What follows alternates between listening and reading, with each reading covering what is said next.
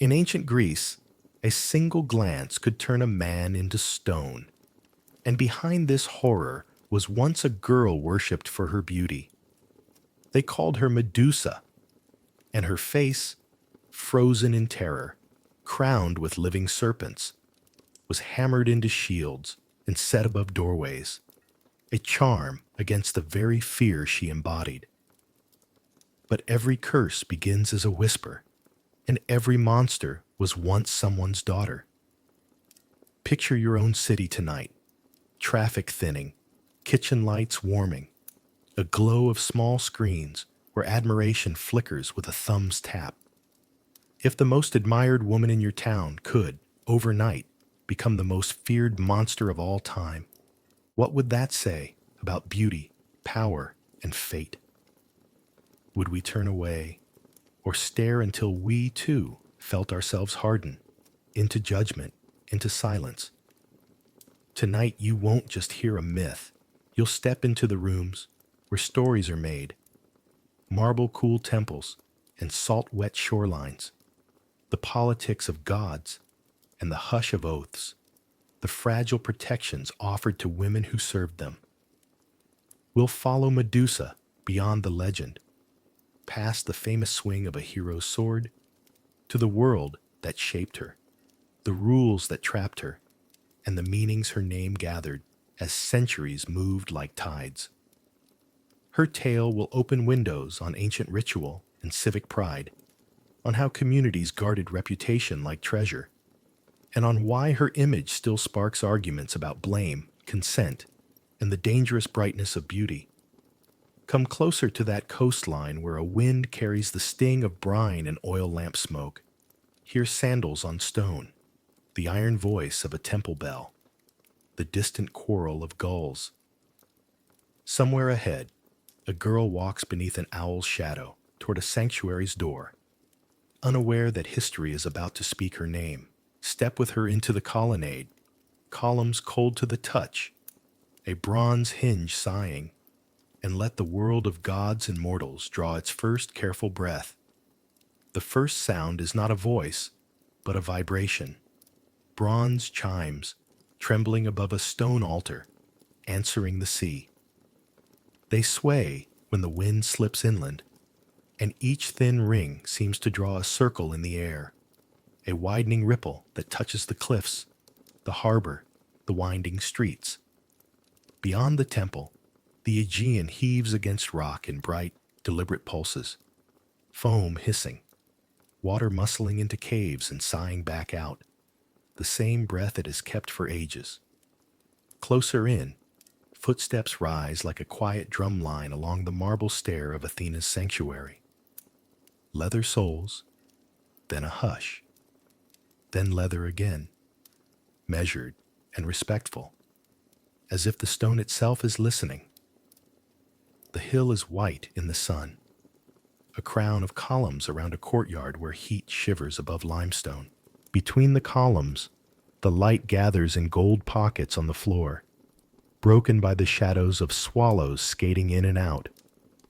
Oil lamps burn in the entry, shallow bowls with floating wicks that trim the darkness with a soft, honeyed edge.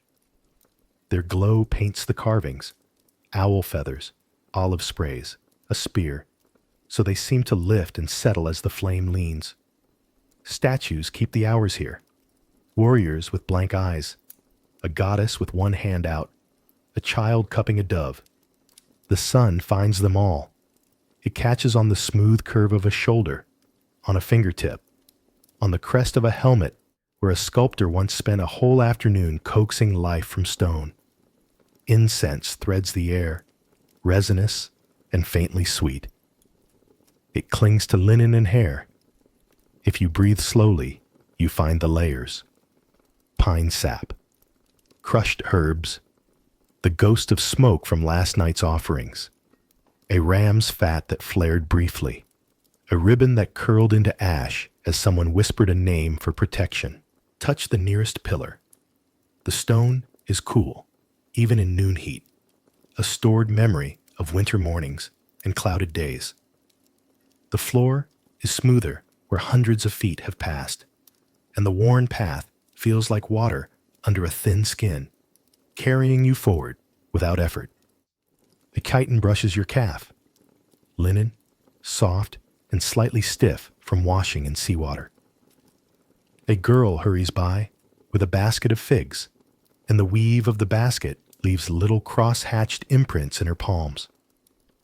Outside the courtyard, the city beats its own steady time. Sailors call from the quay, where black hulls drink the tide, oars stacked like ribs in the shade. A wine merchant slaps the end of an amphora to prove its strength. It answers with the hollow thump of baked clay.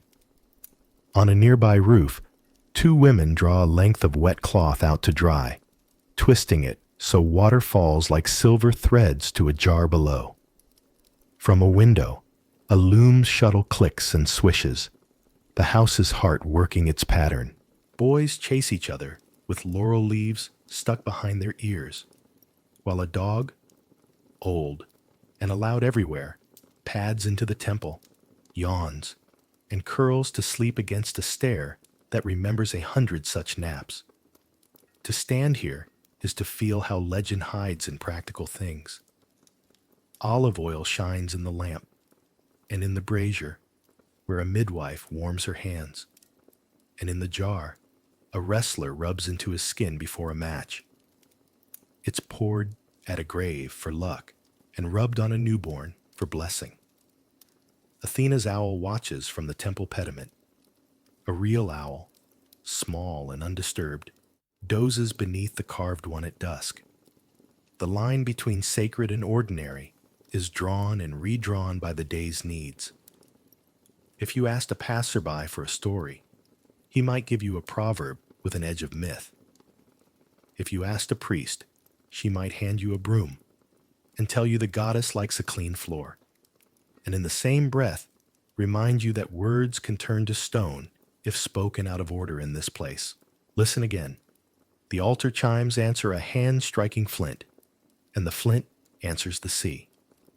Somewhere beneath the earth, cisterns cool the city's thirst. The steps echo with someone ascending, then two, then three, voices blending, low and even. A novice rehearses a prayer under her breath.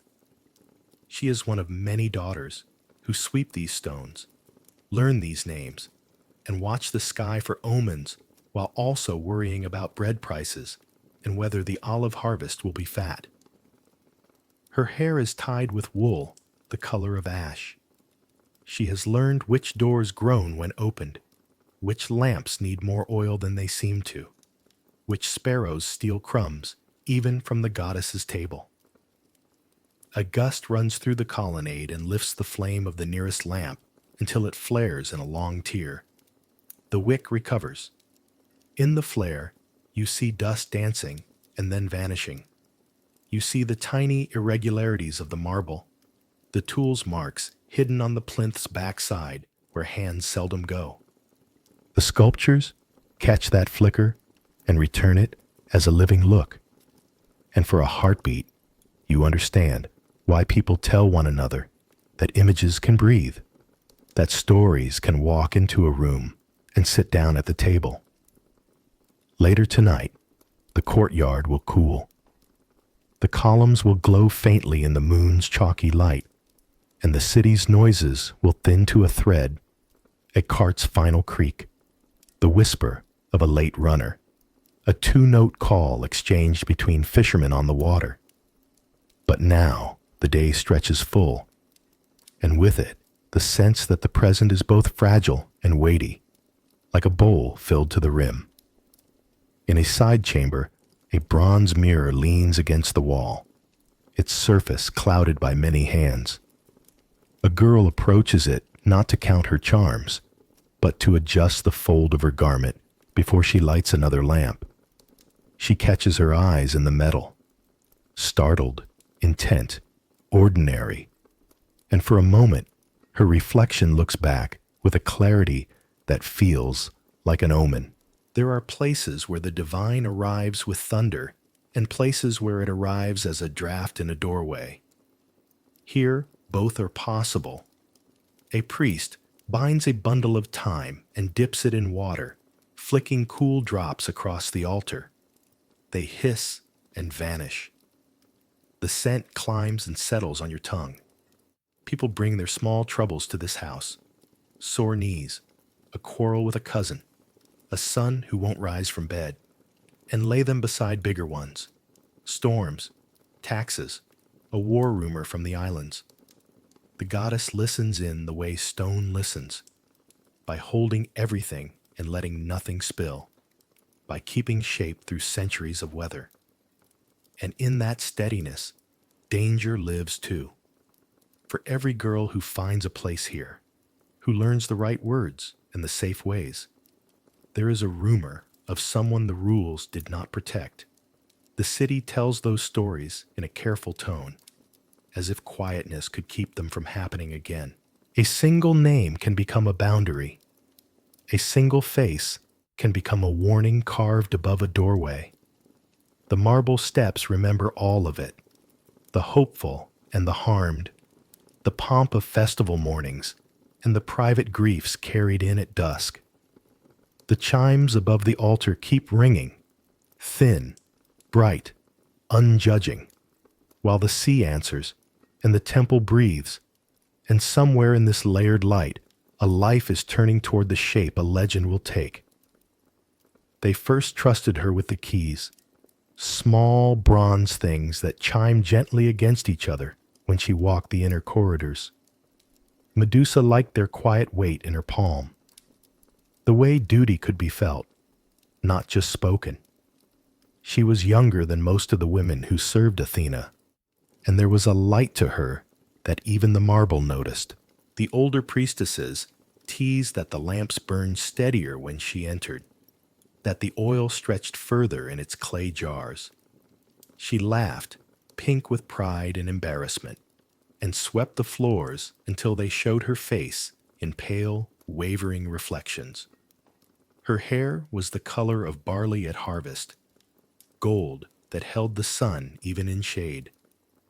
Children reached for it when she leaned down with bread or figs. Young men looked too long and pretended not to. Older women shook their heads and said blessings under their breath, as if beauty were a fragile vessel that might spill at any moment.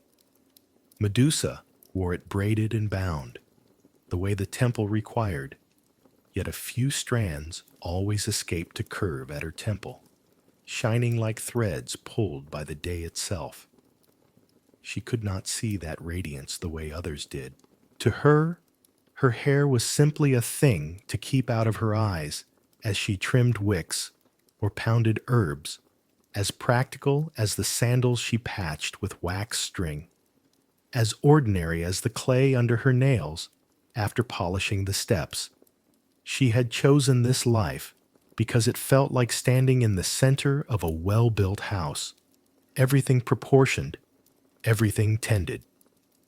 In the morning, she watered the laurel in its jar by the north door and watched the leaves turn the color of deep olives. At noon, she layered offerings on the goddess's table, honeycomb dripping on fig leaves, small cakes marked with an owl's stamp, and made a note to speak with the baker about the flour. At dusk, she closed the shutters in the side rooms so the lamps wouldn't gutter in a sudden draft. The goddess's image kept the same expression no matter what Medusa did. Serene, far-sighted, but sometimes, when a supplicant sob caught in the pillars and hung there trembling, Medusa felt a steadiness rise up to meet it, and she believed Athena was listening through her hands.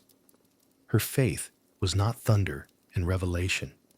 It was habit and tenderness. It was the taste of time on the air and the sensation of cold marble easing the skin of her palms.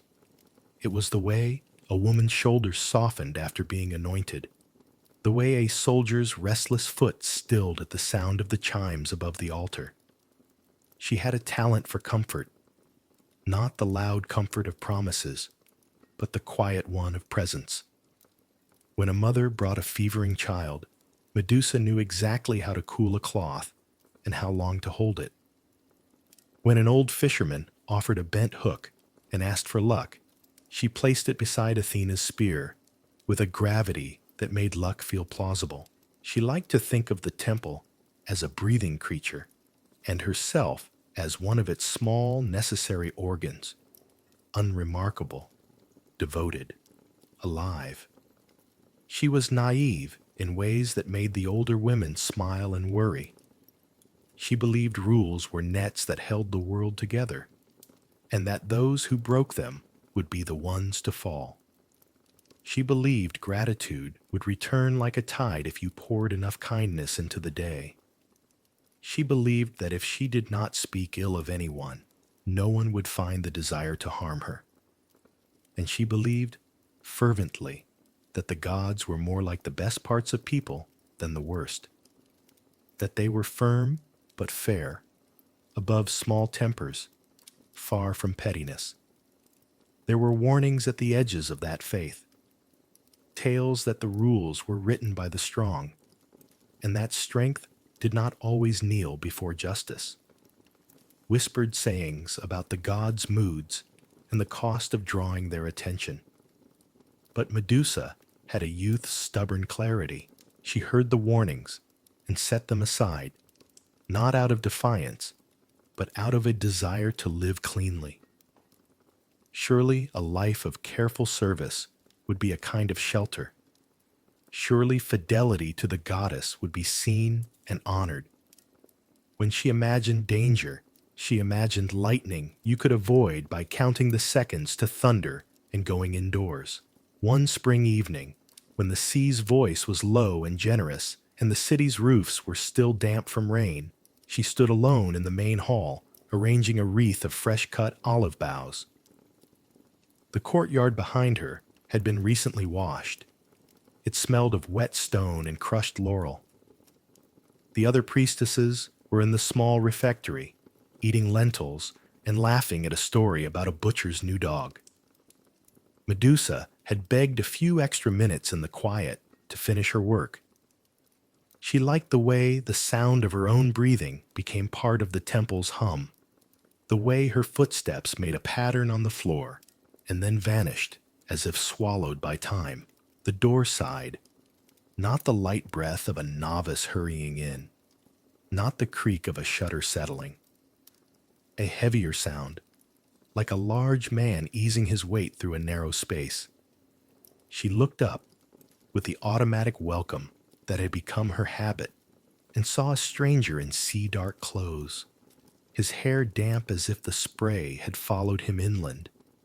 He had the sort of face that made you check your posture, handsome in a broad, unquestionable way, the set of a jaw that belongs to a statue, eyes that had learned the horizons by heart. He smiled with half his mouth and looked around as if appraising a ship he might like to command. "Sanctuary is open," she said, careful and pleasant. "If you've come to make an offering, the basket is by the altar. If you seek counsel, one of the elder priestesses—" "I know what I seek," he interrupted, though without heat. The voice was wider than the room. "But I thought I'd see who keeps this place in order. It is well tended." She inclined her head, praise for the temple always spread through her like a warm drink. "We do our best." He took a few steps in, and there was the smell of brine, as if he carried a tide in the folds of his cloak. The chimes above the altar stirred, even though no breeze moved. Oil in the lamps drew higher on the wicks. He laid 2 fingers on a pillar and smiled at the coolness. "Some houses are for men," he said mildly. "This house is for a woman. Yet it has a severe beauty, a beauty that demands reverence," Medusa offered. "It demands reverence." He watched her for a moment that lengthened, like a rope paying out over the side of a boat. She thought of calling for another priestess then, not out of fear, but because visitors with presents often came with complicated petitions. But he moved closer, and she saw a ring carved with waves on his hand, saw the scar along his wrist, like a path cut into shore. He was older than she first thought. The lines around his eyes were not from laughter. "Your name?" he asked, as if the temple's quiet had already offered it to him. "Medusa," she said, because it was nothing to hide. The name felt innocent then, a simple thing like a cup filled each morning from the same well. He said it once, like a test, and smiled with both sides of his mouth. Ah. Something in that small sound made the hairs on her arms rise. She told herself it was the temperature, that the rain had called a chill into the marble. She moved toward the altar to place the wreath and to put the great bronze Athena between them, etiquette arranged as protection. His gaze followed, not the look of a supplicant, but the look of a man measuring a current before stepping into it. "You serve wisely," he said, "with care. Yet even careful hands can find themselves in storms." "Storms," she said, and her smile tried to hold. "We have shutters. We have ways to tie things down." He laughed softly. "Not those kinds of storms." Then the air changed. It thickened with a pressure she had felt only once before, in a summer squall, when the sky had rolled closer to the earth and sailors had run for harbor like children to their mothers. The lamp's flames leaned. Somewhere outside, gulls rose in a complaining clamor. He stepped near enough that she could see a tiny flake of dried salt on his lip. "Who are you?" she asked, not whispering, not yet afraid, but standing on the edge of some awareness that had no name. "Do you not guess?" he said, not unkindly, as if he'd hoped the guessing would honor him. "The harbor knows me. The fishermen swear by me with mouths full of foam." And then she did know. Not because he declared it, or because the temple shuddered, but because her body told her the truth. Her stomach going light, as if unmoored. Her knees wanting to bend for reasons that had nothing to do with reverence. Poseidon, lord of what moves beneath the surface. Not a statue. Not a story. A presence that had simply decided to enter. Medusa felt shame for the quickest thought that followed, that she had not straightened the chips of marble by the east door, that a god would see a flaw in her care. She reached for the span of words that should be said when a deity visits a house of another deity, the careful courtesies that keep the grate from scraping against one another and sparking fire. "My lord," she began, and bowed, not low enough to be foolish, not slight enough to be insulting. "This is Athena's. This is a place, and I am at ease," he said. He had moved again, without seeming to move. He was between her and the door. "A place is a mouth that can be filled with many names. You are a bright thing in it." She stepped back by the altar and set both hands on the cold lip of the offering bowl to steady herself. She thought of calling the others, but the thought felt like lighting a lamp next to a storm.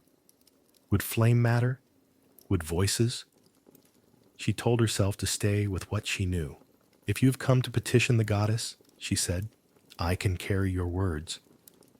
"If you have come to take," he said, and there was no cruelty in it, only honesty. "To claim what the sea admires." She understood then. Not everything. Not the why. Never the why. But enough. The rules she trusted, the nets she thought would hold, did not reach this deep water. She felt anger gather under her ribs like heat. Not the flailing kind, but the steady one that says, "This is wrong." The temple was a boundary. Her body was a boundary. The law of both was clear, and he was stepping over them as if they were lines in sand. "No," she said. Just the one small word, plain as bread. He tilted his head, considering the word as if it were a shell to be turned in his fingers. You speak like one who has forgotten what men and gods are made for, he said, almost wistful. Do not fear. You will not break her heart struck once, hard enough to make the room tilt. She thought of the girls who swept the side rooms, their careful braids, their hands raw from soap. She thought of the men who came with scratches they called hero marks. She thought of the goddess who watched the city from her stone height, who knew the weight of a helmet and the balance of a spear. She thought, wildly, of the laurel by the north door, and whether anyone would remember to water it if she did not. Then she thought of nothing, because there was no space left to think in, only the fact of his will, the cold of the altar under her fingers, the thin cry of metal as a lamp's chain tightened. What happened next has been told many ways. Some tell it as seduction, some as rage. Some drape it in euphemism so thick the truth cannot breathe. Let it be told clearly. In the house of a goddess, a god took what was not offered. That is the shape. The details do not need to be carved finer to be true. Marble saw it. Oil and smoke saw it. The small chime above the altar rang once, badly, and then kept silence. When it was done, he left with the same casualness with which he had entered, a change in air pressure, a door giving back its weight, a trace of salt on the floor where his hem had dragged, a dampness that could have been rain. The wreath she had made was on the ground, broken in two, as cleanly as if a blade had split it. Medusa drew her knees under her and sat against the base of the goddess's statue, because she could not yet command her body to stand. She could not cry. Her throat had closed on that sound. She let her hand find the temple steps, because they were the coldest thing she knew, and she wanted to be colder than she was. The others found her in that strange stillness. There was confusion first. The human kind, clumsy and protective, women kneeling, hands hovering, someone saying her name too loudly. Then the other kind gathered, a hush that felt like the moment just before lightning, the dangerous quiet of a god's attention cutting across the room. No one saw Athena enter. The goddess does not need doors. She is the threshold itself. But presence announced itself in a way the body knows. Hair lifting along the back of the neck, breath falling into time with something older. The lamps straightened to their fullest flame. Dust in the shafts of light ceased to dance and hung like tiny stars. Medusa raised her head the way someone drowned and dragged back to shore raises theirs. Slowly, unbelieving, as if the world might tip in either direction. She wanted to be gathered. She wanted the strong fairness she believed in to reach her, to separate blame like a practiced hand separates seed from chaff. She wanted the goddess to lift her up and say, "You kept the house, you kept the words. Nothing of this is yours to carry." Athena's face did not change. Carved serenity made sense on stone. On presence, it was terrible. The air felt like metal. When the goddess spoke, the words were not the cool water Medusa had hoped for. They were a verdict spoken as if law were a wind that could not be argued with. You have brought defilement into my house. There were protests, mortal ones, soft, afraid. "Lady," said one priestess. "She," said another, and did not finish. Athena's gaze held them still the way a hand holds a clay bowl before deciding whether to keep it. Medusa, who had been obedient all her life, tried once more to be so. "I did not ask for this," she said. She thought she was speaking aloud, but later she could not remember whether the sound had left her mouth or stayed behind her teeth like a name that hurts to say. You were seen, Athena replied. You were chosen. On another day, those words might have been an honor. Here, they were a judgment. Perhaps the goddess spoke out of wounded pride, a sanctuary crossed. Perhaps she spoke out of a politics too vast for grief. Perhaps she was, like men, capable of misplaced wrath. The reason did not matter. In that moment, what Medusa had believed about rules dissolved like salt. The transformation was not a single blow, but a sequence of small terrors. She felt the heat change in her scalp, the tender pain of hair pulling, then a quiver as if something beneath the skin woke and stretched. The weight shifted, strand by strand, becoming 100 lives where there had been rope and lightness. She reached for her braids with a shaking hand and touched movement. It recoiled from her touch, then returned, curious, as if tasting the wrist that once held it. Not snakes? Not yet. But the idea of snakes. Slick thought becoming slick flesh. The whisper of scales writing itself across the back of her neck. Her sight, too, altered. Depth hardened. Edges sharpened to a cruel clarity.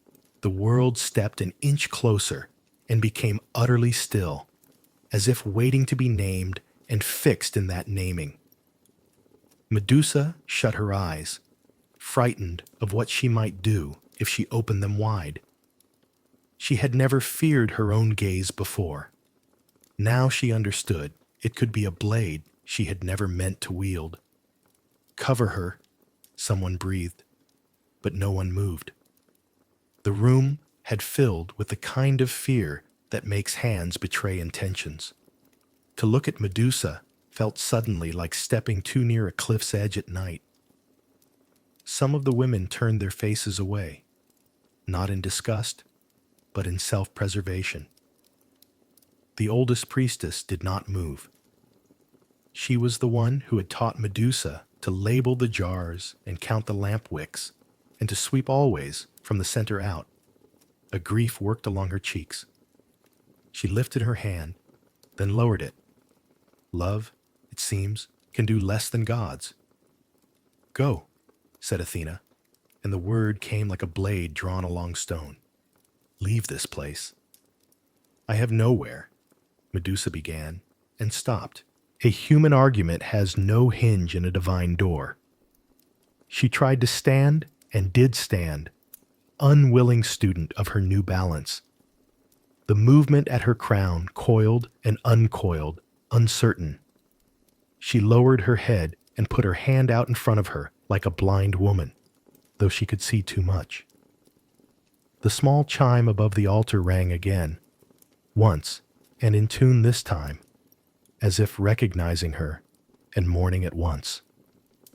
She walked through the temple for the last time, each step a catalog of details she had once loved, the list of supplies she would not replenish, the fine crack in the third tile by the east door, the way the afternoon light made a path across the floor, like a blessing you could follow with your feet.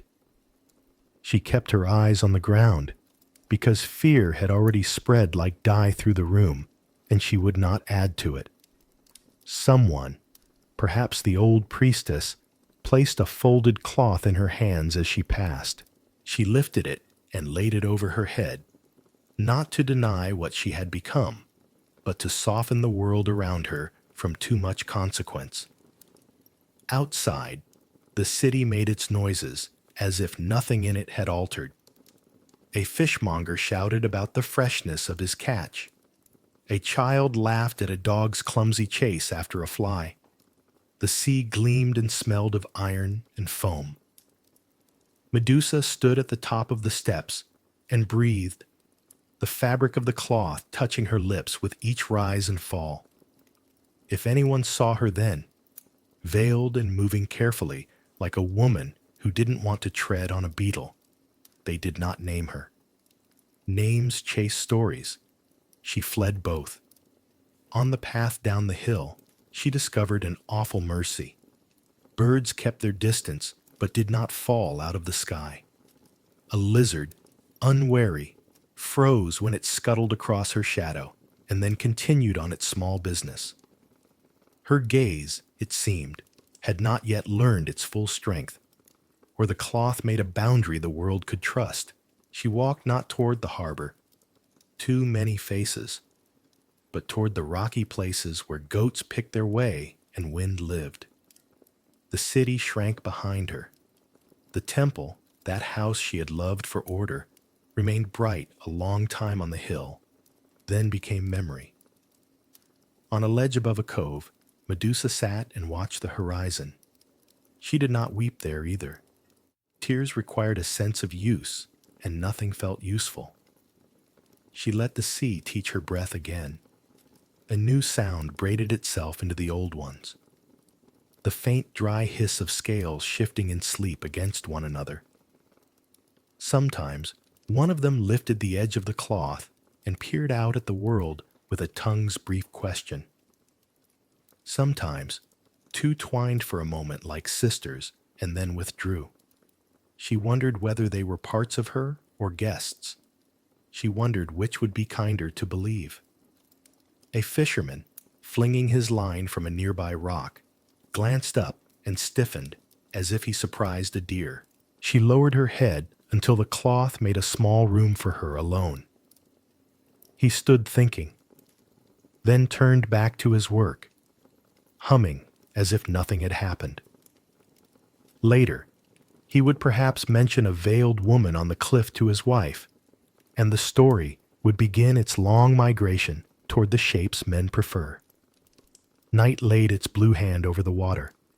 Stars came one by one, like small assurances that the sky would not forget itself. Medusa lay on the rock, with her arm under her head, and her new crown restless against stone. She was not thinking of the word curse. She did not yet have language for the distance that had opened between her and other beating hearts. She thought stubbornly of inventory, of all the things she had left undone, of the laurel by the north door, thirsty already, of the old priestess's hands, still and careful, of how many wicks were in the storeroom, and who knew the count. A slim anger walked with those thoughts, not loud, not consuming. It had nothing to do with vengeance. It had to do with the realization that the world she trusted had a door anyone strong enough could open, and that those who should have guarded it had scolded her instead. The anger did not make her feel larger. It made her feel precise. She would not go back to any house that required her to bear alone the weight of others' trespass. She would not become a lesson carved above a doorway for other people's convenience. If she became a warning, it would be for herself, a promise to keep what little can be kept safe. Dawn found her awake. The cloth had slipped. A snake, small, green-brown, with eyes like polished seeds, tasted the air and then rested its head on her forehead, as if claiming her with gentleness. She laughed once, a sound like a cracked cup set down carefully on wood. "All right," she said, "to the snake, to the sea, to whatever had ears, we will learn." From the city came the far sound of chimes and voices, carrying news she would not hear. The temple would sweep the floor and carry on. Stories would start their work. Some would call her dangerous, because it is easier to fear a single name than to confess that power often protects itself by pointing away. Some would say she seduced a god because it is easier to believe in a neat ladder of blame. Some would keep silence in public and pray her name in private, not knowing whether they asked for mercy or for the courage to look straight at what frightens them and live. Medusa rose and went in search of a cave, the kind goats find first and men last. She touched the stone as she passed, and felt it answer, steady and indifferent. She felt the sea's breath in the cave's throat, damp and salt. She set the cloth aside and let the day see her as she was now, a woman and a constellation of other lives, a body and a boundary, a face no longer safe to meet. She practiced lowering her eyes and lifting them. She practiced turning away at the first flash of a reflection, water, bronze, a wet pebble. She ate when she was hungry and slept when she could, and each day she learned a little more about the edges of her gaze. If this reads like the beginning of a monster's tale, remember the dignities she has kept, the steadiness that does not turn, the devotion to small order even in exile. Remember, too, the fault line running through it, a god's want, a goddess's anger, a city's caution. By the time the boy with the mirror shield will come humming down the path, carrying other people's plans like a bright trick under his arm, Medusa will have been many things already: daughter, novice, comforter, witness, exile. The curse is not her essence. It is the shape of the room, the powerful built around her and called fate. But she will learn, in the cave by the sea, to claim even that room's door. And when she steps through it, finally and terribly seen, a different kind of truth will look back. The city pretends not to hear itself thinking. In the agora, voices pile into each other like waves. Merchants praising olives that shine like green eyes. Men arguing law with the confidence of those allowed to be loud. Behind them, half a pace back from the conversation, women move like the city's quiet water, carrying baskets, hushing toddlers, bargaining with gestures more than words. In many polis, and especially in Athens, public life wears a man's shape. The house is the woman's theater, a loom's music instead of the chorus, oil jars lined like soldiers instead of citizens ranked for a vote. Respectable women are kept in courtyards and galleries where the sun visits in measured rectangles. Walls are not only stone, they are expectations. A woman's voice is meant to be felt rather than heard, to oil a hinge, to smooth a quarrel, to make the bread rise and the stories continue. If she must stand at a doorway, the door is meant to speak for her, a threshold that says, "You may pass, but not into me." The law echoes the layout. A woman has a guardian the way a house has a roof. Father, then husband, then son. The word for it sits on the tongue like a lock. Dowry is both protection and chain, a promise that follows her like a shadow across the floor. Witnesses in court are men. The jury is men. And even the tragedies that mourn women's fates are composed for a stage that women cannot stand upon. In this arrangement, invisibility is called modesty, and silence is called virtue. A woman might be praised for being unknown to strangers, as if her life were a lamp placed behind a carved screen to throw beautiful shadows without ever showing flame. Religion loosens that knot and tightens it in the same motion. Priestesses are public in a way most women are not. They can speak in sanctuaries, conduct rites, walk in processions before the eyes of the city. Their bodies are both symbol and instrument. They are sworn not to lovers, but to the goddess. Their clothing, saffron, white, or sea green, means something older than fashion. People bow to them as they pass, not to the woman, but to what she carries. And yet the privilege is a kind of exposure. To be sacred is to be watched. It is to be told that you stand at the center of a circle, and then to be blamed if anyone crosses the line. A priestess's hands can bless or pollute. A priestess's breath can keep the fire or blow ash into it. The city loves her, as it loves its temples, fiercely, conditionally, with a readiness to condemn that proves how important she was allowed to be. This is the net in which Medusa lives before the storm tears it. Within the net, she finds dignity. She believes in the design. She knows the names of herbs and the steps of processions. She knows that a sanctuary is a boundary no one should cross. She believes the goddess's house is a geometry even the gods respect. But respect, in any place ruled by power, is often a story told after the fact to explain why no one stopped the hand that moved first. When the Sea Lord enters and takes, the net reveals its flaw. It was stretched to catch small fish. Larger bodies go through and leave only wreckage for those who tended the mesh. The word spreads the way water finds its level. Not all at once, not even cleanly, but insistently. An old woman at a fountain says she saw Medusa leave the temple veiled at an hour that was not the end of service. A porter swears he heard thunder with no cloud and smelled the sea in a place where the sea does not belong. A novice repeats what a priestess did not say, because silence has its own grammar, and the omission grows teeth. The story of a god's trespass is dangerous to keep whole. It threatens the city's arrangement with the sky. So the city does what cities do. It edits.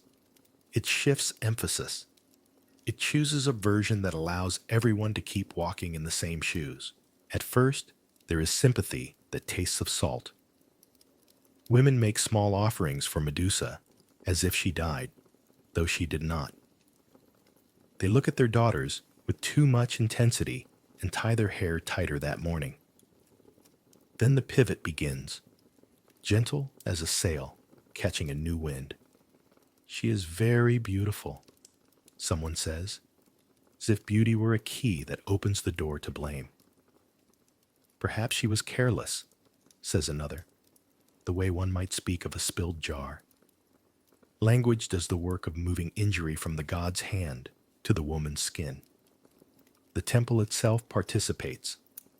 A sanctuary hates blemish, and a violation within its walls cannot be left without explanation. The cleanest explanation is the most harmful, that she stained what she touched merely by being the one touched. A community that cannot punish the strong will often punish the visible. Exile is not pronounced with trumpets. It is a soft consensus, a path that stops being taken, a face people do not meet, a market that does not sell you the freshest figs. A priestess becomes a rumor. Medusa's absence makes a shape in the sanctuary, first like a missing tool, then like a caution painted on the floor. Novices learn to sweep around a particular phrase in their training. Do not become a Medusa, someone says, and no one defines the word. To be made a warning is to be made into a wall. Others are kept safe by bumping into you. Meanwhile, the city works on the problem of fear with an old technology. Images. People have always raised faces over doorways to frighten away what frightens them. Lions' mouths, masks with open teeth. The Gorgon's face is an efficient solution. It is a mirror and a threat at once, a way of saying to fear, look at yourself and be afraid. Craftsmen cut the round eyes and the tusk grin into bronze. They paint it on the center of a shield so an enemy feels his courage quail before sword and spear do any work. We could call this superstition, but it is also propaganda you can hold in your hand. The promise that terror belongs to the other side. The city places Medusa's face where it can be useful without being heard. There is a deeper logic under the carving. Medusa's hair becomes snakes, not just because snakes are frightening, but because hair is a language of control in this world. Properly bound hair is modesty. Unbound hair is festival, frenzy, or grief. A head crowned with living serpents is hair that refuses every tie. It is nature that will not be tidied, instinct that resists a comb. To make that hair monstrous is to teach a lesson. Unruly female life is dangerous. Tame it, cover it, fear what it might do if it learns its own weight. The myth protects the city's boundaries by calling the untamed a threat from beyond those boundaries. The gaze becomes the sharpest moral. To be turned to stone by a look is a fable with practical meaning. In a society that asks women to look down, look aside, look within the house, the idea that a woman's eyes could immobilize a man carries both terror and fascination. The lesson traced in the sand. If she looks back, she is lethal. If she keeps her eyes modestly on the ground, balance is preserved. It is not death Medusa is said to bring, but stasis. Men stop doing, stop deciding, stop speaking. The nightmare is not of blood, but of the loss of action. Petrifaction is a parable for power, afraid of being seen truly. So the hero who will one day approach her is armed with a mirror. He is taught not to meet a woman's gaze directly, but to receive it indirectly, controlled, mediated, framed by his own metal. Reflection becomes both tactic and metaphor. The city can bear to acknowledge Medusa only in reflection, on a shield, on a temple aegis, in the polished storytelling of poets who put distance between pain and performance. The mirror allows admiration, pity, fear, without risk of being changed by what is seen. It allows men to say her name without letting it touch the skin. Vase painters tell versions in clay. On one amphora, Poseidon does not appear. The goddess's anger is the whole story, clean for use. On another, the Gorgon chases a small man who looks amusingly frightened. Fear reduced to a joke that keeps a dinner party comfortable.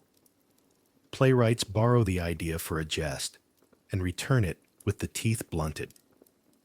Children learn to read the mouth and eyes of the Gorgon mask so they can shriek at the right moment during a festival play. The rough edges of a woman's suffering are filed down until the object she has become can be touched without bleeding. And yet, imperfectly, the image protects. Above doorways, the Gorgon face guards households where women fold linen and count the jars. On ships, it glares out at a sea that does not negotiate. Soldiers swear that the emblem turns a blade aside, a superstition perhaps, but also a prayer for return, spoken through the same mouth that once told a cruel story. In a gesture that cannot be emptied entirely of meaning, the city that exiled Medusa keeps her present as a boundary against harm. Athena herself takes the Gorgon's head as an emblem, wearing the face of the one her power punished. Is it repentance? Triumph? A complicated admission that the victim's image is the strongest ward against the violence that created her? The answer depends on the hour and who is asking. If you listen to the women's festivals, the ones where men are not allowed, you hear a different register. In the Thesmophoria, where wives bury offerings in the earth and retrieve them sweet with change, voices rise without witnesses. They say the goddess loves what is planted and what is tended. And they also say, quietly, that the earth keeps secrets for those who need them kept. In kitchens at night, someone hums a song that is not entirely happy and not entirely sad, about a girl who kept a house until the sea came in. A mother combs her daughter's hair and says, "Be careful," but she means more than the comb can do. The myths men make are public and hard. The myths women keep are soft and steady, and they do not always agree. None of this excuses the city. It merely explains how the city can live with itself. Blame selects the target that can be struck. You cannot haul a god before a jury. You can change how you speak about the woman who survived him. You can call her cursed, and in doing so, you can call the world safe. You can mount her mask on your door and tell yourself it eats what wants to eat you. The story cures fear by teaching it manners. It does not cure the world. When Medusa becomes a rumor rather than a voice, she acquires powers no voice can hold. She becomes a map of boundaries. Do not walk here. Do not speak like this. Do not dress like that. Do not expect protection to protect you from anything but your own desire. She also becomes a mirror that reflects men to themselves. The bravest claim her as a test and a trophy, not the woman, but the fear she was made to carry. The timid use her as a caution nailed above the cradle. See, this is what happens when beauty does not behave. The thoughtful keep the image for protection and say nothing. The cruel laugh. And yet the legend cannot quite silence the other reading. The more the Gorgon face is used as a ward, the more people sense its other meaning. A warning carved above a door is also a witness. A face at the center of a shield is hard to ignore. Men who go to war with her, staring back at them, cannot forget that the thing they fear is not across the field. It looks out from their own equipment. When they come home, they hang the shield on a wall and spend years pretending not to meet her eyes while they eat their stew. Over time, the paradox becomes almost comfortable. Medusa is monstrous and protective. She is the boundary that keeps evil out, and the evil that the boundary keeps out. She is a woman who suffered, and a mask that terrifies. She is a symbol for the danger of female power, and a symbol used by female power, stitched into garments and painted into rites. The culture keeps her because she works. She simplifies a messy truth into a usable emblem. But beneath that use, a quiet hum persists. The knowledge that the emblem was once someone, and that the neat lesson depends on misnaming her. The city's daughters grow tall. Some marry men who are kind. Some marry men who speak of respect as if it were a tax they pay. Some enter sanctuaries and find real authority in the scent of smoke and the rhythm of prayer. Some discover that the circle they stand in can close like a trap. They all learn the face. They meet it above doors, on coins, on the breastplate of the goddess whose temples they clean. They learn to read it two ways, as protection and as warning, as a borrowed snarl, and as the trace of a woman who was punished for one god's hunger and another god's pride. The double reading becomes a part of their education, no less than weaving or the names of months. In the end, Greek myth does not erase its own contradictions. It ornaments them. It is a generous archive of human fear and ingenuity, of cruelty hammered into art so exquisite that the cruelty can be displayed and admired without looking barbarous. Medusa's transformation from person to emblem is one of its major achievements, a real tragedy, particular, full of blame that should have been proportioned differently, becomes a story that comforts the powerful and warns the powerless, even as it unintentionally leaves a thread the powerless can pull. For centuries, people will keep tugging that thread. Some will unravel the old lesson and knit a new one, that it is possible to take the mask off the wall, look at it gently, and remember the woman whose features it stole. Others will not. The city will continue to be itself, stone and olive and the complicated commerce of memory. For now, In the time of Medusa's own century, the social world closes like a book around a chapter it mishandled. The temple writes a new rule with invisible ink. We were never unsafe. The harbor writes a boast on the wind and forgets it by evening. Men oil their shields. Women oil their hands. Above the doorways, the Gorgon face keeps its watch, mouth open, eyes wide, as if astonished by how much it has been asked to mean. And somewhere beyond the walls, in a cave where the sea speaks a steady language, a woman learns the shape of her new quiet. She does not belong to their seminars of blame anymore. The city may make a monster out of fear. She will not spend her remaining days becoming that fear's servant. She will become something else, a boundary of her own making. The culture will say she petrifies men. But what she is hardening is a decision, not to be used again by those who call their convenience law. History does not keep one face for long. It turns ahead slightly, and shadows change. A mouth that seemed to snarl begins to look like warning. An emblem lifted for fear becomes a charm for protection. Medusa's image travels this slow carousel of meanings through the centuries, gathering new work to do wherever it arrives. If you set the earliest likenesses beside the later ones, you can feel the long drift, from monster to guardian, from victim to ward, from an isolated curse to a mirror held up to whole societies. In the archaic dawn of Greek art, sculptors carved the Gorgon as a sprinting storm.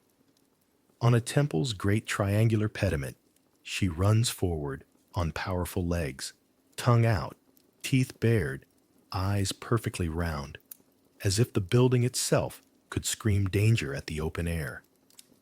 The effect is not subtle. It is meant to frighten whatever would cross the boundary. This is the first function of her face, a patrapaic, turning away. A house, a ship, a sanctuary borrows her terror like a guard dog. The principle is simple and human. To intimidate the dark, show it something darker. Children learn the lesson during feast days when painted masks stare down from lintels. Soldiers learn it in the armory where bronze bosses are hammered into shields with round, staring eyes. Over time, the shape softens. Eyes narrow a little, the mouth closes. Artists learn to trust suggestion more than the blunt force of a grimace. Athena's aegis, the goddess's goatskin cloak, acquires a small round face at its center, the Gorgon head nestled among tassels and snakes. In the cool, ideal surfaces of the classical age, Medusa becomes at once more terrible and more beautiful. The horror moves inward. Instead of a shriek, there is silence. Instead of a chase, a calm regard that makes the viewer doubt his own safety. You see it in fragments of marble where hair and serpent are almost indistinguishable. Delicately carved curls that, if you look again, are scales. Beauty is not removed from danger. It is revealed as the exact edge where danger begins. The ambivalence deepens when the head moves from architecture to armor. On the curve of a hoplite shield, the Gorgon face is an impact point for the enemy's eyes. It says, "Turn back." It also says, "You may be the one turned." The soldier bears a victim as a threat. He straps a warning to his arm and calls it courage. In the case of Athena, the paradox is nearly unbearable. The goddess who punished the girl wears the girl's face as protection. Is it victory? Is it atonement? The emblem works for both stories and refuses to pick. A victim becomes an amulet. A wound becomes a ward. Culture is often built from that kind of double use. Coins carry the image across the sea. A small silver disc, stamped with staring eyes, passes from palm to palm. A fisherman paying a tax, a widow buying oil, a traveler bargaining for passage. The Gorgon's head keeps vigil in pockets and jars, not grand on a pediment, but intimate as a thumbprint. Money, which can bruise a city's conscience, seeks absolution in the face of fear turned outward. Later, in Roman rooms paved with colored stones, Medusa gazes up from mosaic floors, a household's guardian in tesserae, cool and permanent, ringed by vines or waves. Walls acquire frescoes where her decapitated head hovers like a wreath. Even when the story is told as conquest, Perseus triumphant, the house still borrows her presence to say, to all ill intent, you will freeze at the threshold. As histories accumulate like silt, versions of the myth shift. Poets in one century give the god a softer name. Poets in another sharpen the cruelty and locate the catastrophe clearly in a temple. The Latin verse that will reach classrooms for 2 millennia tells Medusa's beauty and the goddess's rage in grieving detail, and sets the decapitation in a glittering chain of heroic tasks. Every retelling moves the balance. How much pity? How much awe? How much use for a head that keeps working after death? The audience learns not only what to think, but where to look. At the hero's cleverness, at the goddess's emblem, at the woman whose face is everywhere, but whose voice is almost never scripted.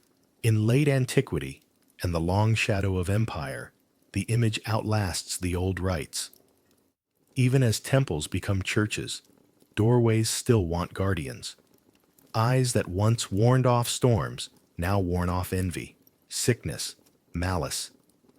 Craftspeople stitch the round, watchful face into textiles, or paint it discreetly into corners. The sacred is changing vocabulary, but superstition is a faithful translator. A mother might hang a small mask above a cradle, not because she can name the lineage of the symbol, but because she knows that fear sometimes needs a picture to look at instead of a child. Then comes the long mirror of Renaissance. Stone and paint rediscover the hero's body. City squares accept marble men who hold proof in their hands. A prince commissions bronze, Perseus, balanced and gleaming, raising a severed head that drips with triumph and light. The metal makes a permanent pronouncement about victory.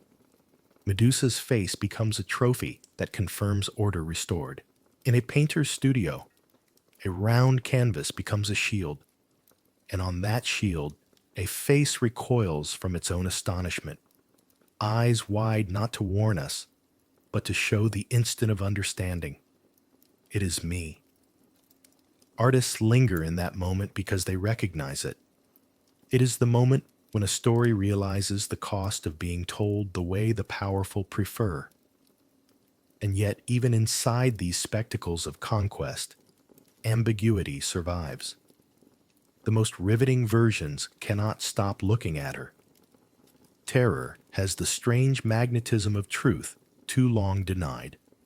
The modern centuries complicate without curing.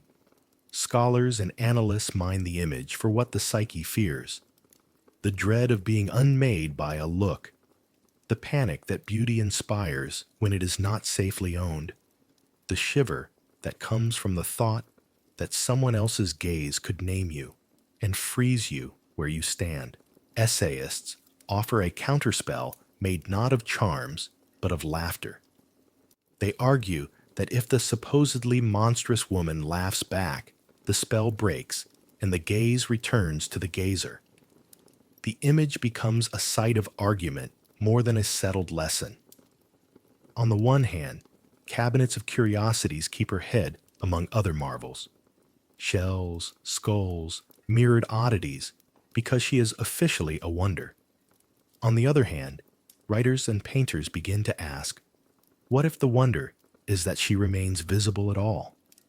Beyond Greece, other cultures have arranged the same double binding of fear and protection around feminine figures. And comparing them is like listening to variations on a theme that all humans know. In Anatolian and Near Eastern stories, you find night demons whose names mothers whisper as warnings and whose images are pressed into amulets to guard the very children they threaten. Terror, enlisted to keep terror away. In Jewish lore, a figure wanders the edges of the night insisting on independence. Communities draw her eyes on charms to send her elsewhere. On Indian temple walls, fierce goddesses with necklaces of skulls grin with maternal ferocity. They are not evil, but they are not safe. They drink the blood that would drown the world and protect the world by terrifying it into stillness.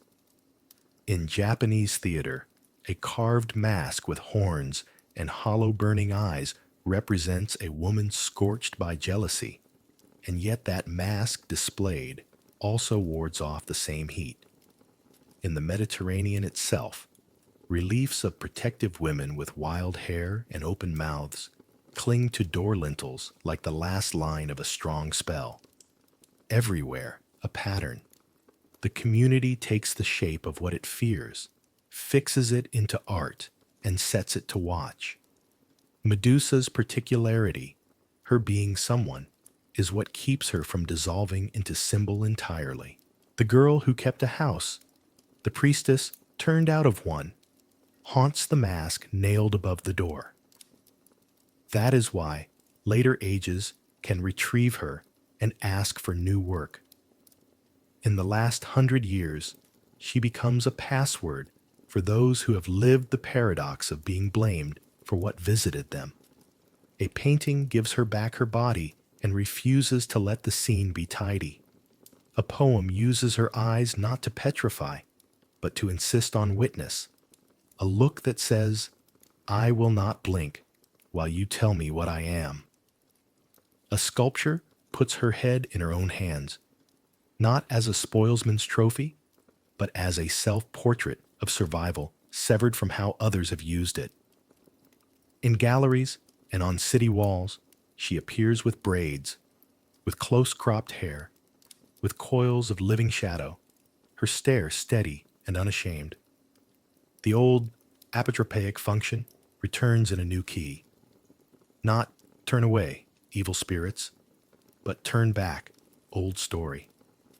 Even commerce, which is rarely delicate, understands the charge. A fashion house adopts her head as a logo to bless the marketplace of desire with an ancient glamour and danger.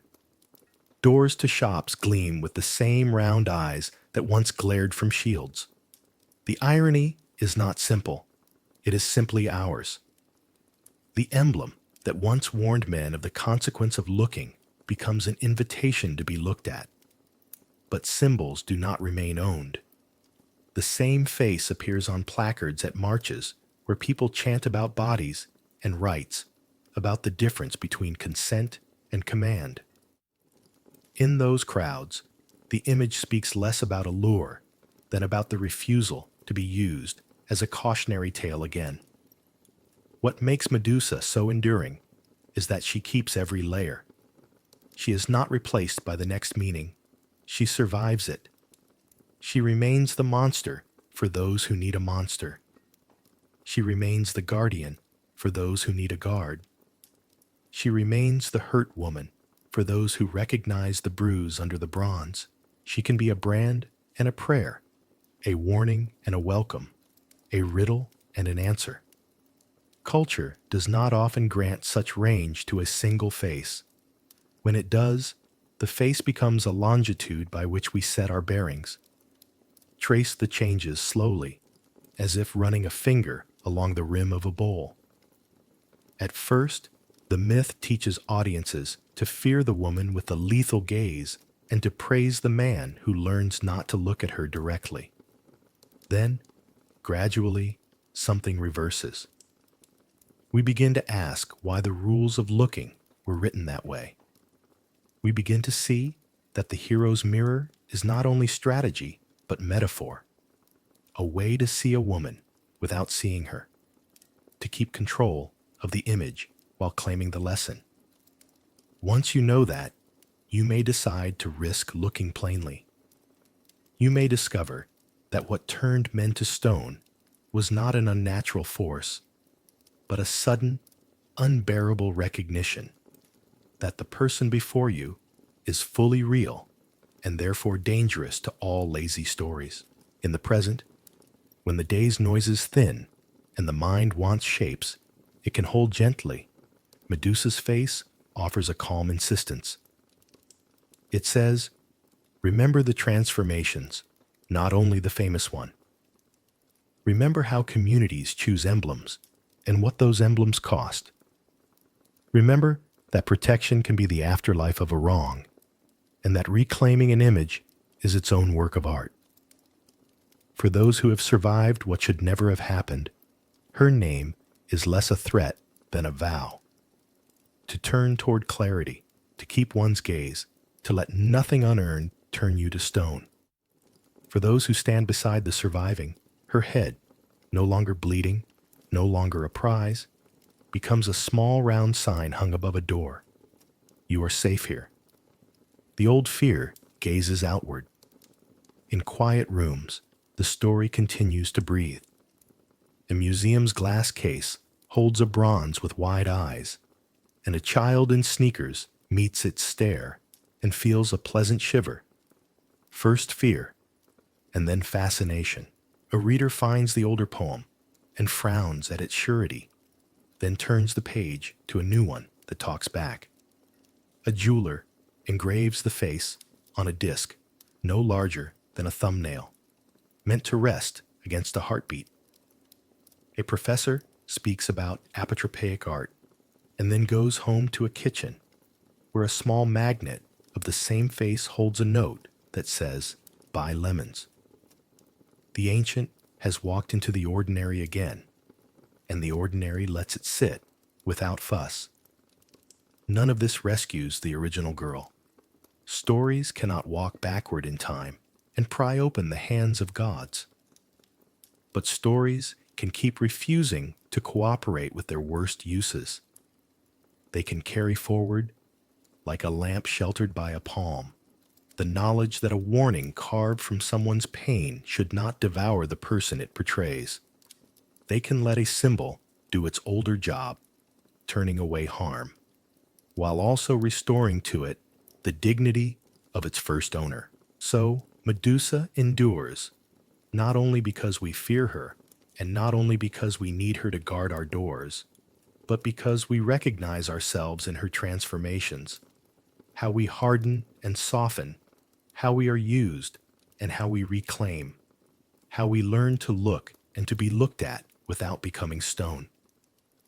And if, late at night, you imagine that the oldest images still work, that the round eyes over a lintel keep watch, you might also imagine that the watch is tender now, not the snarl of conquest, but the composure of someone who has seen too much to be startled. The serpents settle, the stare is steady, and the threshold feels held. In that quiet, past and present meet without argument, a monstrous guardian who was once a girl guards still, and the house sleeps easier for knowing that the face above the door remembers everything. The cave breathes with the tide, in and out, a slow lung. Salt cools the air.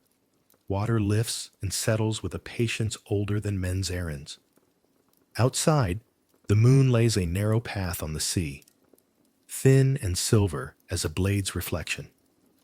Inside, darkness keeps its agreements. Drops find stone and count time softly. Somewhere deeper in, there is the faint, steady rustle of many small lives moving as one, the sound her hair makes when it sleeps and when it dreams. Perseus waits until the wind turns. He is young enough to believe in clear plans and old enough to fear his hand. The gifts he carries feel like the weight of other people's certainties. Winged sandals that whisper when they rest, a curved sword that wants its story, a cap that turns a body into a rumor, a polished shield bright as a calm harbor. He has trained his eyes on reflections for days. Water, bronze, the inside of a turned cup, until his own face has become a stranger to him. He breathes through his mouth to keep the cave's scent from waking panic. He tells himself, as heroes do, that the world fits into choices made cleanly. That danger is a knot a clever hand can find and cut. He does not enter boldly. He slides along the margin of shadow, step by padded step. The shield is his second moon. He angles it to sip what little light the cave allows and give it back without glare. In its curve, a world appears. The lip of a ledge, the seam where wall meets floor, a ripple of water shrugging off a rock, a shape, then the suggestion of another. He holds his breath and finds the patience of a fisherman. There, beyond a crook in the cave, where the tide breathes colder, the reflection shows a figure seated, head bent as if in thought. Not a monster lunging, but a woman resting. Around the covered head, the air is never still. What looks like wind is the slow, alert life of serpents tasting the night. He has been told what to do. He has been told not to look. He has been told that to hesitate is to harden where he stands, to become one more rough silhouette on the cave floor, ankle, knee, hand. Like the stories say, wanderers become when they misread a boundary. He tells his body to be a tool. The sandals whisper once, twice, bringing him over the stone like a careful rumor. The cap throws his presence sideways. Sound loses him between two breaths. He moves the mirror world closer to the seated shape until even the snakes are visible in pale outline, a crown shifting, a living wreath that cannot be tied. Medusa feels the tide's breath change. She has learned, in exile, to count the world by tiny differences. The sea's voice tightens a fraction. An unfamiliar coolness moves in the cave like a guess. She thinks first of the goats who sometimes clatter the ledge above, then of the wind's tricks. Then she thinks of the old saying that trouble travels with gifts. She does not stand. She does not run. The cloth she sometimes wears lies beside her like a shed skin. Her head is bare. Her crown drowses and watches. She has practiced kindness toward these new lives because kindness is the only practice that still feels like herself. There is no reason, she tells herself, to make another statue. The cave has enough mistakes of men already. A belt buckled forever, a hand forever outstretched toward a thing it will never hold. If he has come for the story others want, she will not give the cave a louder ending. It is not forgiveness that settles on her shoulders. It is relief. Heavy, undeniable. An end to running. An end to being a threshold for other people's terror. She lowers her eyes and lets the rest of the seeing belong to the mirror he carries. Perseus is near enough now to hear the smallest scales adjusting for comfort. A soft chorus, like rain sifting through reeds. He thinks of every warning he has been fed, and of the neatness that is expected of him. In the shield, he sees his own hand rise, the sword's curve like a question mark turned to iron. He waits for rage to steady him. It does not come. What steadies him, strangely, is her stillness. Not submission, something else, like an agreement reached without words, old as tide. His throat tightens with the knowledge that the task is larger than the brag it will become. He thinks of the islanders who sent him, their eyes bright with the kind of courage that spends other people's breath. The cave pulls in a long inhale. He lifts the blade not to punish, but to end. The mirror gives him the angle a craftsman would admire. The cap hides the tremor in his breath from any fate that might count it against him. He does not say her name. Saying it now would be theft, The sword moves as work does when a deadline cannot be refused. Sure, efficient, guided by less drama than the songs will later supply. Metal meets the small, necessary parting of flesh that any birth or wound must make. There is a sound like the sea briefly forgetting itself. Darkness pauses. The serpents cry out, not a hiss, but a bright, startled keening, and then fall quiet, as if remembering sleep. In the shield, the world widens with sudden light, not from torches, from something the cave has held for years, without a path to release. From the blood, hot, salt-sweet, two forms resolve as if a sculptor's hands have worked impossibly fast in shadow. First, the tremor of wings, folded tight to a body that understands height before it understands distance. Then the gold weight of a being whose first gesture is to reach, not to strike, but to take hold of standing. Pegasus shakes water from bright shoulders as a dog would, and the cave becomes a small weather. Spray, wind, the shock of air learning a new shape. He stamps once, gentle, as if testing the earth's promise to hold him, then looks toward the seam of night where the sky begins, and, with an instinct older than stories, chooses it. Wing beat, wing beat. The cave becomes an echo of feathers marrying air. He is not escape. He is answer. The world's stubborn insistence on beauty with muscles, an idea made into tendon and bone whose business is ascent.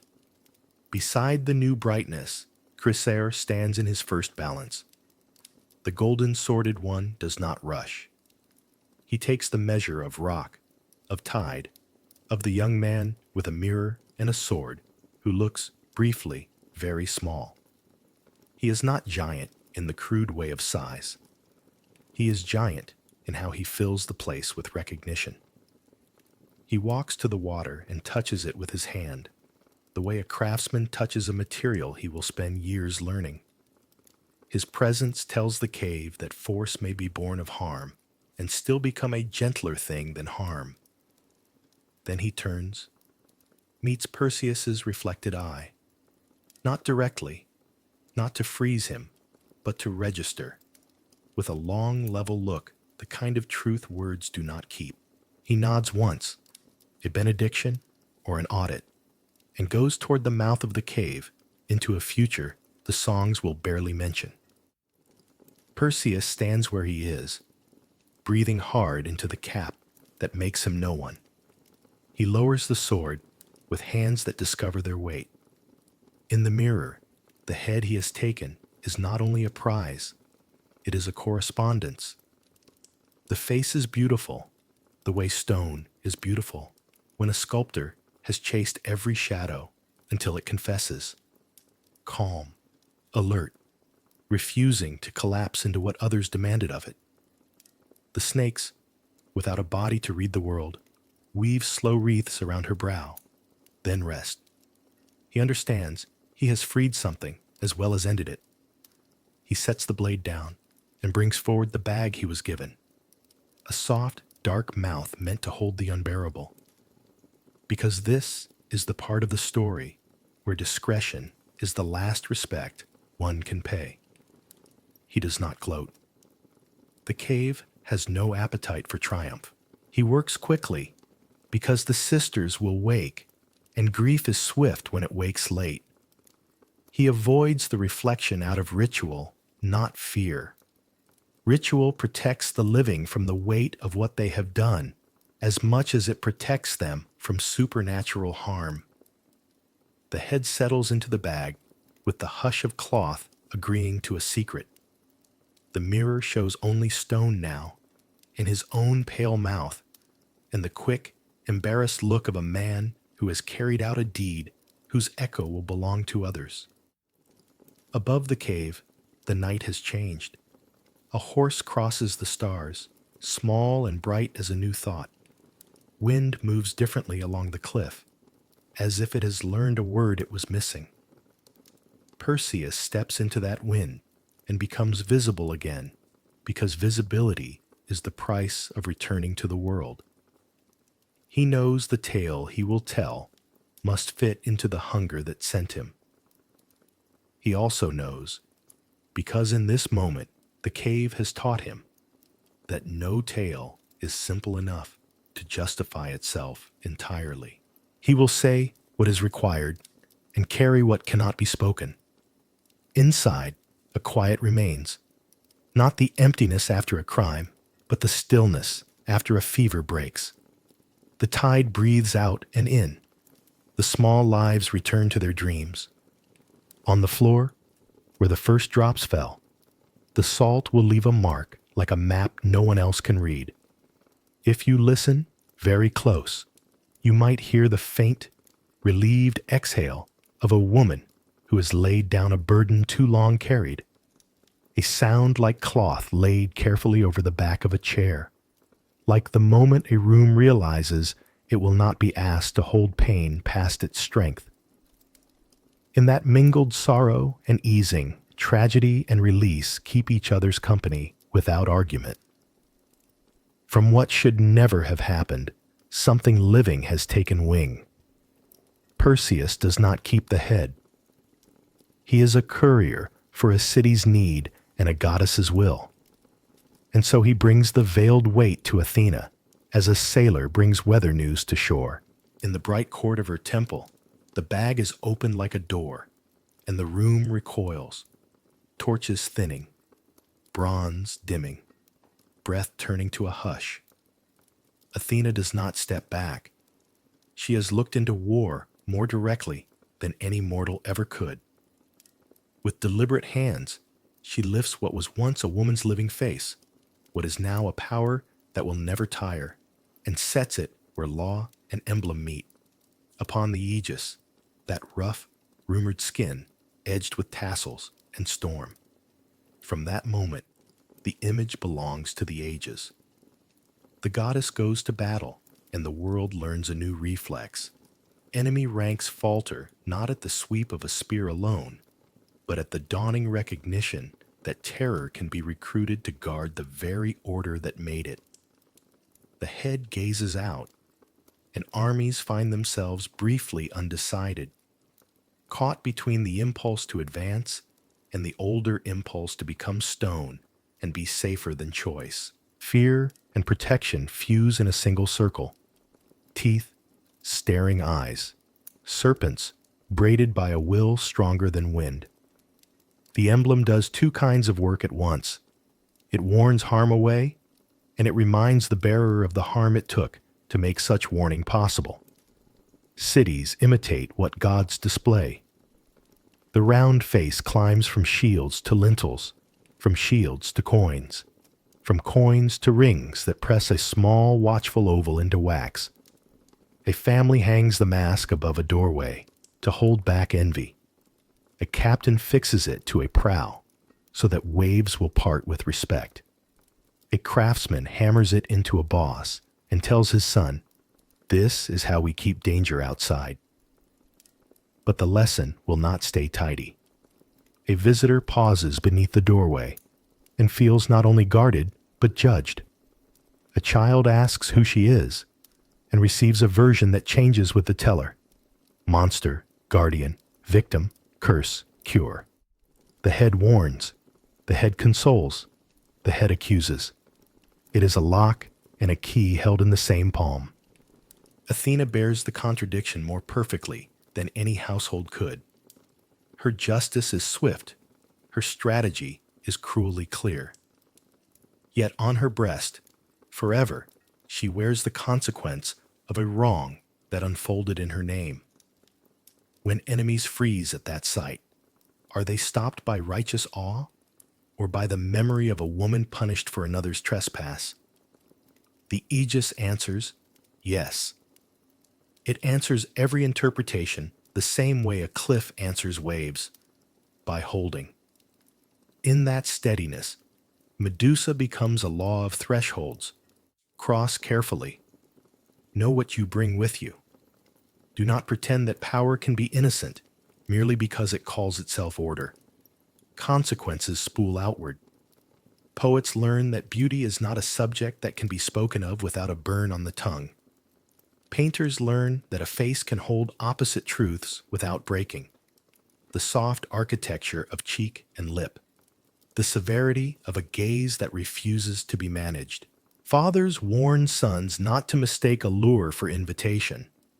Mothers warn daughters not to expect sanctuary to save them. Laws, slow as they are, begin to learn a suspicion of neat blame. And yet, the old reflex persists in the corners, to turn a living girl into a usable sign, and then hang that sign where it will do the most good for people who did not carry her cost. So her story hardens into a permanent caution and softens into a permanent mercy. On the one hand, the danger of beauty, how admiration becomes appetite, how appetite becomes excuse, how excuse becomes doctrine. On the other, the force of beauty, how a presence can change a room, how a look can name reality, how a face can return harm to its sender without lifting a hand. Do not look, the hero's mirror says. Look, but honestly, the recovered woman's image replies. Between those voices, we learn the ethics of attention. If you trace the emblem with a fingertip, the open mouth, the round pupils, the restless hair, you can feel the current of a larger vow running through the metal. It is not a promise that harm will never come. It is the older promise that harm will be seen and not swallowed without a name. The Gorgon over the door does not only frighten, she witnesses. She looks outward for you while you rest, and she looks inward at you while you pass beneath her, asking the questions thresholds always ask. What do you bring? What will you change? What will you refuse to become? Thus, Medusa endures not only as the story of a death, but as proof that meaning can be wrested from cruelty without making cruelty holy. The severed head stops men in their tracks, and yet within that stillness, a second instruction grows. Keep walking, but walk awake. Beauty is neither safe nor a sentence. It is a voltage that demands respect. Power is neither excuse nor shield. It is an instrument answerable for its aim. Between them stands a face that has served as both danger and door, reminding every age that what we fear may also protect us, and what we use for protection may accuse us if we forget the life behind the mask. Some nights, the goddess returns to her high house and sets the aegis aside. The torches lower their eyes. The round face gazes at stone and does not blink. If there is any change, it is not in the marble or the bronze, but in those who have learned to read it. They go home under doorways where the same eyes keep watch and sleep more carefully for knowing what the emblem means. Fear and safety braided together, warning and welcome in one unbroken circle. The eternal symbol is not simple, and that is why it keeps working. In its perfect, uneasy balance, the head of Medusa remains what the best stories become. A boundary that teaches, a beauty that refuses to be harmless, a memory that asks the living to be braver than stone. We hang her face above doors because we are afraid of what waits on the other side, and because we are afraid of what waits inside us. Medusa is a mirror that does not flatter. When we look into her, we see how quickly admiration can turn to appetite, how appetite seeks an alibi, and how an alibi, repeated often enough, hardens into law. The serpents in her hair are not only symbols of danger. They are the many thoughts that writhe when a culture tries to keep its own violence out of sight. It is easier to paint that tangle onto a woman's head than to admit it coils in the rooms where rules are written. We make monsters out of victims for reasons that feel practical in the moment, and corrosive in the long run. Blame is efficient. It travels to the person who can be reached. Power prefers a story with neat edges, and the neatest story is the one where harm was invited, where the boundary failed because a single body failed to guard it. So we trade complexity for comfort and call the exchange wisdom. A face becomes a warning, so the order that used her can remain unexamined. The monster at the threshold lets everyone keep walking in the same direction. Her gaze is the part we fear most because it reverses the habit of looking. To be turned to stone by a look is to lose the right to act without reflection. Perhaps that is why the hero's shield is a mirror. We want distance from the people who could name us truly. We would rather handle their image than meet their eyes. Yet the legend contains a harder kindness. If we can stand a steady gaze, if we can bear to see ourselves as participants in harm, not just witnesses, then the petrifaction loosens. What freezes is not life, but pretense. Medusa also answers the old, tired question about beauty. Is it a blessing or a threat? She replies that it is a current. It brightens and it burns. It changes the temperature of a room. It demands responsibility from those who approach it. To protect beauty by punishing the beautiful is a coward's logic. To protect power by punishing the powerless is the same logic in armor. Her story teaches that a society's maturity is measured by how it shields the vulnerable without erasing them. So the face above the door is more than a snarl. It is a pledge. Let harm stop here. Let fear look outward, not inward. Let no one be made into a lesson so that others may avoid learning. And for those who have been named monstrous only for surviving, let the emblem be a quiet, steady permission. Keep your gaze. Refuse the script that tames your story to soothe theirs.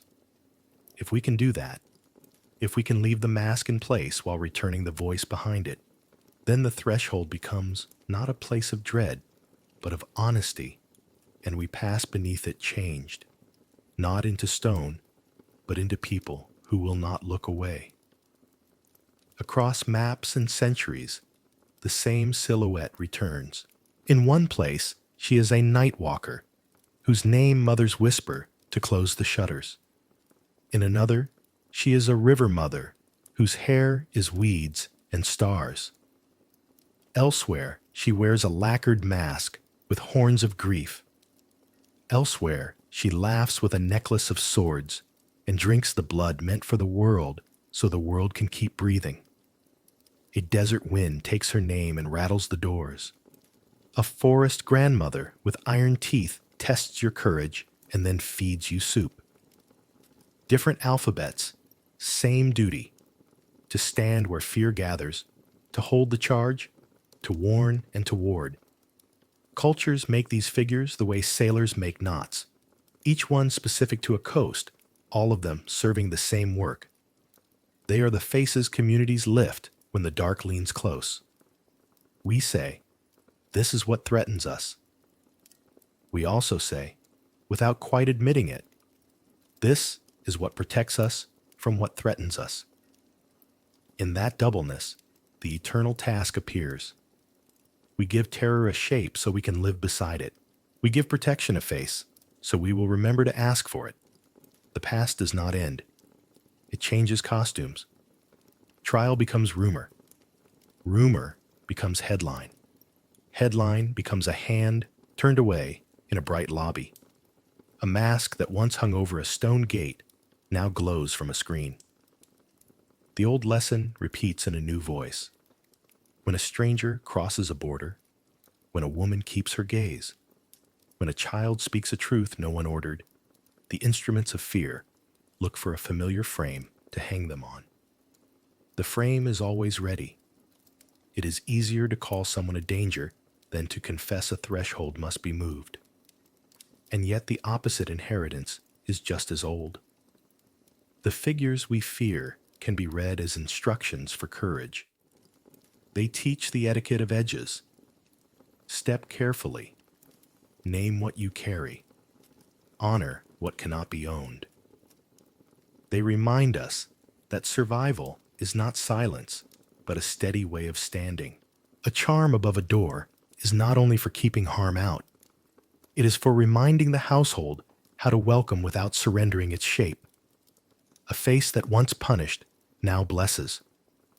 A gaze that once petrified now arrests us just long enough to see clearly. So, Medusa belongs to the long, repeating grammar of the human night sky. She is one of the bright points sailors steer by, an emblem that says both beware and be brave. When the world offers the old bargain, safety purchased with someone else's shame, her story answers with the older truth. What we cast out returns. What we fear we may need. What we name monstrous may yet keep watch for us. The tide keeps breathing. The stars keep their patient choreography. An olive tree bears fruit on the same hill where a temple once stood. And over doorways, in metal or memory, a round, wakeful face continues its quiet work. To face the dark so that we can face each other. The Aegean keeps its slow arithmetic. Wave after wave, it counts to the same patient number and lays it down on the shore. Footprints, ash, a shard of wreath. Each arrival is met with a cool hand, each sharp edge rounded, each loud event reduced to the hush of pebbles, speaking softly to one another. The tide travels into caves, where voices once rose too quickly, and rinses the air with salt until the tails lean back into rock. White foam climbs, rests, and recedes, leaving the sand glossed as if someone had breathed on a mirror and wiped it clean with the back of a sleeve. On cliff paths, the wind combs the scrub to the same music it played for shepherds and soldiers, and for a girl who walked carefully because she knew where the stone was worn thin. Broken tiles, a pin, a coin touched by 1,000 hands. These are accepted without commentary. The sea does not keep verdicts, it keeps motion. In that continuous undoing, even grief finds a place to set down its weight for a time, like a traveler who lowers a bundle beside a well and watches the rope descend, listening for the soft knock when the bucket meets the water. Gulls gossip, then fall silent. A fisherman knots a net and hums a tune that has lost most of its words to weather. Far inland, a shield hangs where daylight can't quite reach, and a round, wakeful face gleams in its own small eclipse. But out here, where light is loose and the horizon accepts everything, the names that once burned cool to a survivable glow. The wave that remembers shipwreck also remembers olives fat with rain. It holds both and releases both. Tragedy is not erased.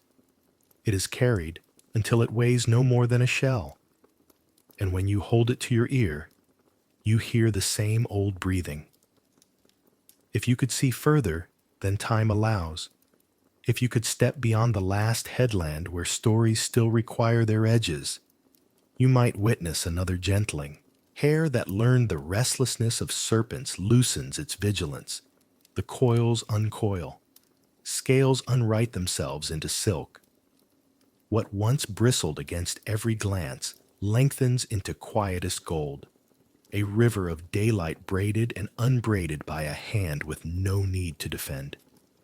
The serpents, who were faithful to warning, sigh as they are relieved of duty and become strands again. Barley bright, rain warm, alive without alarm. In that far clarity, no door demands a snarl to keep it safe. The threshold knows its shape and needs only the calm of being seen. A woman sits the way cliffs sit, not to threaten, but to hold. Her gaze, steady as tide and as forgiving, meets the world without turning it to stone, because the world no longer comes to her as a test, but as itself. Names return too, softer at the edges, each carrying a little salt, each willing to be set down. The goddess's breastplate, somewhere behind us, keeps its emblem. The households keep their charms, but the sea's lesson widens. Protection may begin in fear and end in recognition. Evening gathers. The surface darkens to slate and then to ink, and the white scribble of foam reads like handwriting you can almost decipher. Whatever we brought to the water, anger, argument, awe, comes back thinner, clearer, drinkable. The shore holds a few new lines, and then, with the next tide, forgets them for the sake of the same patient song. And as the night lifts its constellations over the old world, and the islands shine like small, deliberate embers, you can imagine that somewhere beyond measure a girl's hair lies quiet on her shoulders, golden as first light on stone. Every serpent returned to silence, every burden returned to sea. The night settles into the same shapes it has always known. A hill crowned with columns, a breath of resin and bread at the temple door, the long black sheet of the sea laid neatly to the horizon. If you stand where the steps begin, the marble is cool through the soles as ever, and the little altar chime moves when the wind remembers to touch it. A novice crosses the court with a broom held like a standard, hair bound, sleeves rolled, tending a house that has outlived every argument. Somewhere a bronze hinge sighs. Somewhere a lamp draws a clean line of gold around the lip of its bowl. The girl returns, not as a body for the city to arrange, but as a quiet in the mind that knows the room better than its furnishings. She is the soft thrum of order, wicks trimmed, laurel watered, jars counted, and she is the gentler knowledge beneath it, that a boundary is sacred because it keeps breath steady, not because it frightens. You can almost see her in profile, where the wall meets shadow, setting a fig leaf straight, listening for the pause between two rings of the chime. No serpents test the air now. The crown she wore is weightless, a memory braided back into hair the color of barley at dusk. The temple itself remembers. It knows the morning her name was spoken too sharply. It knows the long afternoons before that, when care was unremarkable and complete. It kept both truths, as stone keeps weather, and learned how to hold without breaking. Even Athena's image, severe in the lamp glow, seems less a verdict than a vigilance. The aegis lies where she left it, its round, wakeful face turned outward, as always, a warning at the threshold and a witness within. The emblem no longer argues. It keeps company. It guards the door and honors the life behind it. Down the hill, the sea writes its patient script and erases it, wave over wave. Boats knock softly against the quay. Nets dry in long, quiet skeins. On a night like this, the old fisherman who hums to himself cannot say whether the star he follows is a horse beginning a journey, or a nail in heaven hammered bright by chance. He only knows the pull of a line and the comfort of a shore that waits exactly where the shore should be. Out past the last rock, a pale road of moonlight lies across the water, like an invitation no one needs to answer. Doorways keep their charms. A round face, cast in cheap tin or precious bronze, watches the street with the same unblinking mercy. Children pass beneath it without fear. A woman going to market taps the lintel out of habit, a private handshake with luck. The mask's meanings sit easily together now. It looks out for us. It asks us to look in. It is fear trained to do useful work, and it is the memory of a girl who would not be reduced to anyone else's story. And the girl, Medusa, walks the precinct of remembrance, light-footed, not to haunt, but to guide.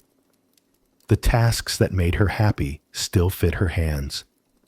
She straightens the bolt of air that runs along the colonnade. She checks, as she always did, that the oil will last until dawn. She pauses at the bronze mirror in the side room and does not flinch. Nothing in it can take her away now. If a pilgrim feels suddenly steadier in this place, if a young man lowers his eyes in thought rather than in fear, if a novice finds that her breath falls easily into time with something older, these are her gestures, practiced and passed on. What the city once called a curse has become a careful light. It does not burn, it clarifies. It asks for attention rather than obedience. From the hill, you can see how the story sits inside the larger map. Harbor, roads, orchards, the faint fretting of olive leaves, without needing to be louder than any of it. From the shore, you can look back and find the temple exactly where it has always been. Not a courtroom, not a theater, but a house that holds its charge with modest grace. So we end where we began. A girl, a temple, a sea. The three keep each other's measure. The girl teaches the temple what protection must mean. The temple teaches the sea what memory can hold. The sea teaches the girl how to rest. And the world, learning slowly, lets the emblem over the door be both a guard and a gentling, a sign that calls danger by its name, and a face that gives the living permission to continue. And so, in the whispers of history, Medusa remains, neither fully cursed nor fully forgotten.